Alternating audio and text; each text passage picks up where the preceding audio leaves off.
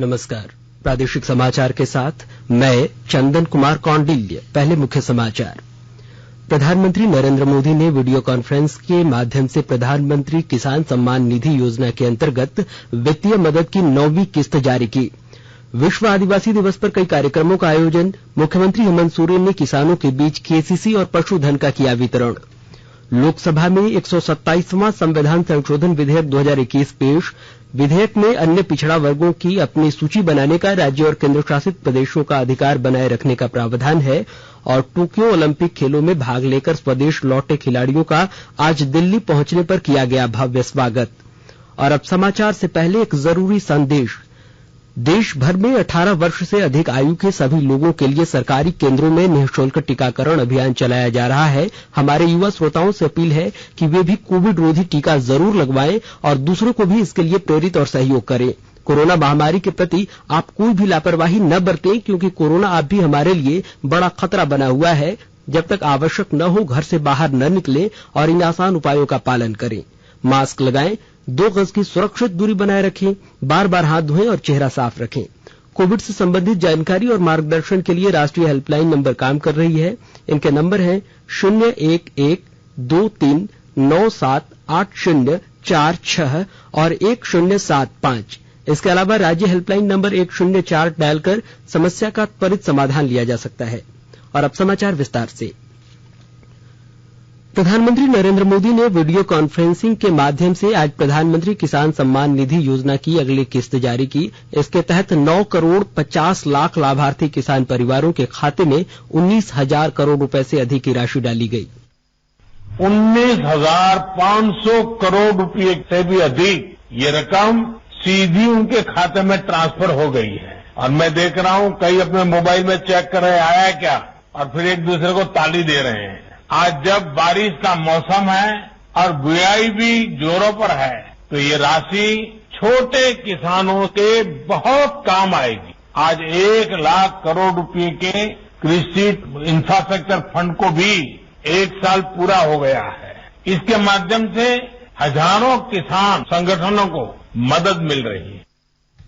श्री मोदी ने कहा कि सरकार ने न्यूनतम समर्थन मूल्य पर किसानों से अब तक की सबसे बड़ी खरीद की है, चाहे वह खरीफ हो या रबी मौसम। इससे करीब 1,70,000 करोड़ रुपए धान के लिए और करीब 85,000 करोड़ रुपए गेहूं की फसल के लिए सीधे किसानों के खाते में पहुंच गए हैं। साथियों, सरकार ने खरीफ हो या रबी सीजन किसानों से एमएसपी पर अब तक की सबसे बड़ी खरीद की है। इससे धान किसानों के खेतों में लगभग 1,70,000 करोड़ रुपए और गेहूं किसानों के खाते में लगभग 85,000 करोड़ रुपए डायरेक्ट पहुंचे हैं। किसान और सरकार की इसी साझेदारी के कारण आज भारत के अन्न भंडार भरे हुए हैं। इधर प्रधानमंत्री नरेंद्र मोदी ने आज वीडियो कॉन्फ्रेंसिंग के जरिए संयुक्त राष्ट्र सुरक्षा परिषद की एक बैठक की अध्यक्षता की। यह पहला अवसर है जब सुरक्षा परिषद में एक विशेष एजेंडे के रूप में समुद्री सुरक्षा पर विशेष चर्चा की जा रही है, जिसका शीर्षक है समुद्री सुरक्षा में वृद्धि, अंतर्राष्ट्रीय सहयोग के लिए महत्वपूर्ण। हमारी इस साझा समुद्री धरोहर को आज कई प्रकार की चुनौतियों का सामना करना पड़ रहा। पायरेसी और आतंकवाद के लिए समुद्री रास्तों का दुरुपयोग हो रहा है। क्लाइमेट चेंज तथा प्राकृतिक आपदाएं भी मैरीटाइम डोमेन से जुड़े विषय हैं। इस व्यापक संदर्भ में अपनी साझा सामुद्रिक धरोहर के संरक्षण और उपयोग के लिए हमें आपसी समझ और सहयोग का एक फ्रेमवर्क बनाना चाहिए। ऐसा फ्रेमवर्क कोई भी देश अकेले नहीं बना सकता। ये एक साझा प्रयत्न से ही साकार हो सकता है। इसी सोच के साथ हम इस महत्वपूर्ण विषय को सुरक्षा परिषद के समक्ष लेकर आए हैं। विश्व आदिवासी दिवस पर झारखंड समेत देश भर में कई कार्यक्रमों का आयोजन किया गया। राजधानी रांची में इस अवसर पर विशेष कार्यक्रम का आयोजन किया गया, जहां मुख्यमंत्री हेमंत सोरेन और कृषि मंत्री बादल ने वीडियो कॉन्फ्रेंसिंग के जरिए राज्य के किसानों के साथ संवाद किया और केसीसी और पशुधन का वितरण किया। इस दौरान मुख्यमंत्री ने विश्व आदिवासी दिवस की शुभकामनाएं भी दी। आज 9 अगस्त है। आज विश्व आदिवासी दिवस भी है। किसान हमारे राज्य के जड़ के रूप में है। अगर आप मजबूत होंगे तभी ये राज्य मजबूत हो सकता है। सही दिशा, सही मार्गदर्शन और सही सहायता उपलब्ध हो तो निश्चित रूप से हमारे लोग अपने पैरों पर खड़े हो सकते, राज्य को दिशा दिया जा सकता है, हमारे किसान अपने पैरों पर खड़े हो सकते हैं, हमारी आने वाली पीढ़ी सुरक्षित रह सकती है। तो हम झारखंड के किसानों को अब से बिरसा किसान के नाम से जानेंगे। वहीं राज्यपाल रमेश बैस ने विश्व आदिवासी दिवस पर आज राजभवन स्थित एक उद्यान को संथाल हुल की अमर नायिका फूलो झानो के नाम पर समर्पित किया है। गौरतलब है कि ब्रिटिश दासता के विरुद्ध वर्ष 1855 की ऐतिहासिक संथाल विद्रोह के संघर्ष में फूलो झानो का अविस्मरणीय योगदान रहा है। इधर उपराष्ट्रपति एम वेंकैया नायडू और प्रधानमंत्री नरेंद्र मोदी ने भारत छोड़ो आंदोलन की वर्षगांठ पर शहीदों की श्रद्धांजलि अर्पित की है। एक संदेश में श्री नायडू ने देश के नागरिकों से भारत के उन बहादुर बेटे बेटियों के अनगिनत बलिदानों को याद करने का आह्वान किया जिन्होंने देश को अंग्रेजों शासन से मुक्त कराने के लिए इस आंदोलन में भाग लिया था। एक ट्वीट में प्रधानमंत्री नरेंद्र मोदी ने कहा कि महात्मा गांधी से प्रेरित होकर भारत छोड़ो आंदोलन की भावना पूरे देश में फैली और इसने युवाओं में जोश भर दिया था। केंद्र सरकार कोविड महामारी के दौरान लोगों की सुविधा के लिए बनाई गई राष्ट्रीय स्तर की हेल्पलाइन नंबर के बारे में लोगों को जागरूक कर रही है। सूचना और प्रसारण मंत्रालय अपने विभिन्न विभागों के माध्यम से इन हेल्पलाइन नंबरों के बारे में जागरूकता बढ़ा रहा है। विभिन्न हेल्पलाइन नंबर इस प्रकार हैं। कोविड संबंधी सवालों के जवाब देने के लिए स्वास्थ्य और परिवार कल्याण मंत्रालय की हेल्पलाइन नंबर है 1075। वहीं राज्य हेल्पलाइन नंबर है 104। महिला और बाल विकास मंत्रालय की चाइल्ड हेल्पलाइन नंबर है 1098।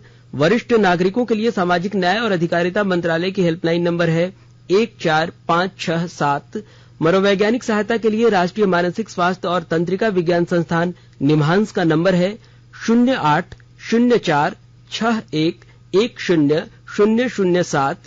आयुष कोविड परामर्श हेल्पलाइन नंबर है 14443 और माई गॉव व्हाट्सएप हेल्प डेस्क नंबर है 9013151515।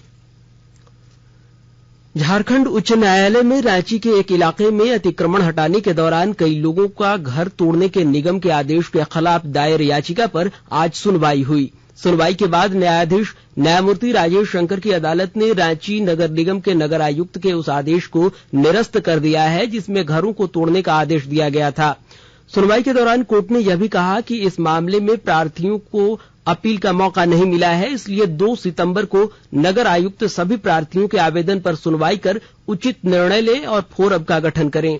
हाईकोर्ट के इस आदेश से वैसे सभी लोगों को बड़ी राहत मिली है जिनका घर तोड़ने की नोटिस रांची नगर निगम के द्वारा दिया गया था। इधर झारखंड हाईकोर्ट में 6ठी जेपीएससी परीक्षा मामले में दायर याचिका पर मंगलवार को सुनवाई होगी। सुनवाई के लिए जारी कॉज लिस्ट में प्रार्थी शिशिर तिग्गा और अन्य की अपील को भी सूचीबद्ध किया गया है। याचिका पर हाईकोर्ट की डिवीजन बेंच में सुनवाई होगी। इस मामले में सिंगल बेंच में याचिका दायर करने वाले अभ्यर्थियों के द्वारा पूर्व में ही हाईकोर्ट के समक्ष कैविएट दायर की जा चुकी है। वहीं 6ठी जेपीएससी परीक्षा में चयनित अभ्यर्थियों की ओर से इस मामले में एकल पीठ के आदेश के खिलाफ अपील दायर की गई है। प्रार्थी शिशिर तिग्गा समेत अन्य याचिकाकर्ताओं की ओर से दाखिल याचिका में हाईकोर्ट की एकल पीठ के आदेश को गलत बताते हुए उस आदेश को निरस्त करने की गुहार लगाई गई है। उल्लेखनीय है कि झारखंड लोक सेवा आयोग द्वारा ली गई जेपीएससी परीक्षा के रिजल्ट को चुनौती देने वाली याचिकाओं पर हाईकोर्ट की सिंगल बेंच ने अपना फैसला सुनाया था। आकाशवाणी के ताजा तरीन समाचारों के लिए आप हमारी वेबसाइट newsonair.com पर लॉग इन कर सकते हैं। ताजा समाचार Twitter handle @AIR News Alerts और Facebook page all India radio news पर भी उपलब्ध है। आप प्रादेशिक समाचार एकांश के ट्विटर हैंडल @AIR News_Ranchi और फेसबुक पेज, इंस्टाग्राम पेज तथा YouTube channel AIR News Ranchi पर भी हमारे बुलेटिन सुन सकते हैं। प्रादेशिक समाचार आप आकाशवाणी रांची से सुन रहे हैं और अब पेश है कोरोना से बचाव के कुछ संदेश।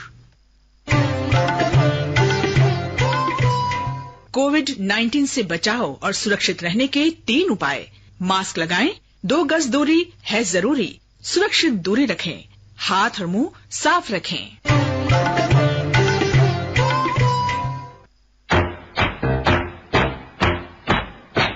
चलो मिलकर एक शुरुआत करें, चलो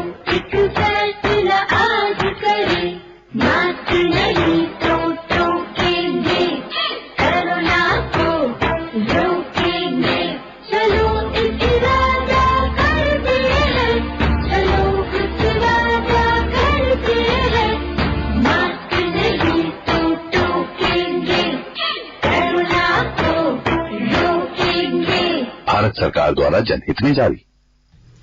प्रादेशिक समाचार में आपका एक बार फिर से स्वागत है। लोकसभा में आज 127वां संविधान संशोधन विधेयक 2021 पेश किया गया। विधेयक में राज्यों और केंद्र शासित प्रदेशों को अन्य पिछड़ा वर्ग की सूची बनाने का अधिकार देने का प्रावधान है। विधेयक को पेश करते हुए सामाजिक न्याय मंत्री डॉक्टर वीरेंद्र कुमार ने कहा कि विपक्षी दलों के राज्यों के मुख्यमंत्रियों ने इस कानून की मांग की थी। कांग्रेस के नेता अधीर रंजन चौधरी ने कहा कि विपक्ष इस विधेयक का समर्थन करेगा।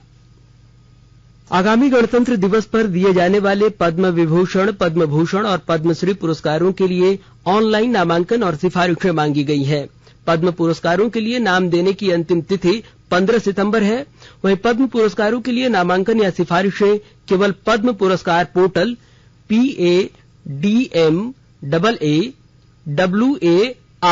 padmawars.gov.in पर ऑनलाइन भेजी जा सकती है। ऑटो से टक्कर में धनबाद के एडीजे उत्तम आनंद की मौत के बाद सवालों के घेरे में आई व्यवस्था को दुरुस्त करने के प्रयास में ट्रैफिक पुलिस जुट गई है। अब ऑटो का रजिस्ट्रेशन नंबर वाहन के दोनों तरफ लिखना अनिवार्य कर दिया गया है। और जानकारी दे रहे हैं हमारे संवाददाता। ऑटो से टक्कर में एडीजे उत्तम आनंद की मौत के बाद सवालों के घेरे में आई व्यवस्था को दुरुस्त करने के प्रयास में ट्रैफिक पुलिस जुटी है। अब ऑटो का रजिस्ट्रेशन नंबर वाहन के दोनों तरफ लिखना अनिवार्य कर दिया गया है। व्यवस्था को सुधारने के लिए ट्रैफिक पुलिस ने ऑटो एसोसिएशन के सदस्यों के साथ बैठक कर नियमों का अनिवार्य रूप से पालन करने को कहा है। वहीं ऑटो एसोसिएशन के सदस्यों ने भरोसा दिलाया कि बिना वैध ड्राइविंग लाइसेंस के नाबालिग चालकों द्वारा किसी हाल में ऑटो नहीं चलाया जाएगा। ट्रैफिक डीएसपी राजेश कुमार ने इस संबंध में बताया कि शहर के अधिकांश ऑटो में गार्ड लगे होते हैं, जिस कारण नंबर प्लेट ढक जाता है। इससे ऑटोमेटिक नंबर प्लेट रिकॉग्निशन कैमरे वाहन का नंबर नहीं देख पाते। दीपक, आकाशवाणी समाचार, धनबाद। डाल्टनगंज स्थित नीलांबर पीतांबर विश्वविद्यालय की सभी बैकलॉग परीक्षाएं 18 अगस्त से शुरू हो जाएंगी। विश्वविद्यालय के परीक्षा नियंत्रक डॉक्टर सुरेंद्र कुमार पांडे ने बताया कि परीक्षा का प्रोग्राम जारी कर दिया गया है, जिसे विश्वविद्यालय की वेबसाइट पर देखा जा सकता है। उन्होंने बताया कि परीक्षा 2 पालियों में आयोजित की जाएगी। इधर रामगढ़ जिला पुलिस ने नक्सली के नाम पर AK-47 और 1000 गोलियां मांगने वाले एक आरोपी को गिरफ्तार किया है। यह जानकारी एसडीपीओ किशोर कुमार ने दी है। एसडीपीओ ने बताया कि गिरफ्तार नक्सली आबिद खान कुज्जू ओपी क्षेत्र के पुराना बाजार टांड का रहने वाला है। श्री कुमार ने बताया कि गिरफ्तार आरोपी ने उत्तरी छोटानागपुर सब जोनल एरिया कमेटी भारतीय कम्युनिस्ट पार्टी भाकपा माओवादी का पर्चा जारी कर वेस्ट बोकारो ओपी के क्वार्टर नंबर C33 निवासी शकुंतला देवी पति धर्मेंद्र साहू से रंगदारी मांगी थी। इधर टोक्यो ओलंपिक में भाग लेकर स्वदेश लौटने पर आज भारतीय खिलाड़ियों के दल का नई दिल्ली में स्वागत किया गया। इससे पहले दिल्ली एयरपोर्ट पहुंचने पर खिलाड़ियों का गर्मजोशी के साथ भव्य स्वागत किया गया। बाद में सभी खिलाड़ियों का RT-PCR जांच किया गया। और अंत में मुख्य समाचार एक बार फिर। प्रधानमंत्री नरेंद्र मोदी ने वीडियो कॉन्फ्रेंसिंग के माध्यम से प्रधानमंत्री किसान सम्मान निधि योजना के अंतर्गत वित्तीय मदद की 9वीं किस्त जारी की। विश्व आदिवासी दिवस पर कई कार्यक्रमों का आयोजन। मुख्यमंत्री हेमंत सोरेन ने किसानों के बीच KCC और पशुधन का किया वितरण। लोकसभा में 127वां संविधान संशोधन विधेयक 2021 पेश। विधेयक में अन्य पिछड़ा वर्गों को अपनी सूची बनाने का राज्य और केंद्र शासित प्रदेशों का अधिकार बनाए रखने का है प्रावधान। और टोक्यो ओलंपिक खेलों में भाग लेकर स्वदेश लौटे खिलाड़ियों का आज दिल्ली पहुंचने पर किया गया भव्य स्वागत। और इसके साथ ही आकाशवाणी रांची से प्रादेशिक समाचार का यह बुलेटिन समाप्त हुआ। नमस्कार। घर में रहिए, सुरक्षित रहिए और सुनते रहिए आकाशवाणी।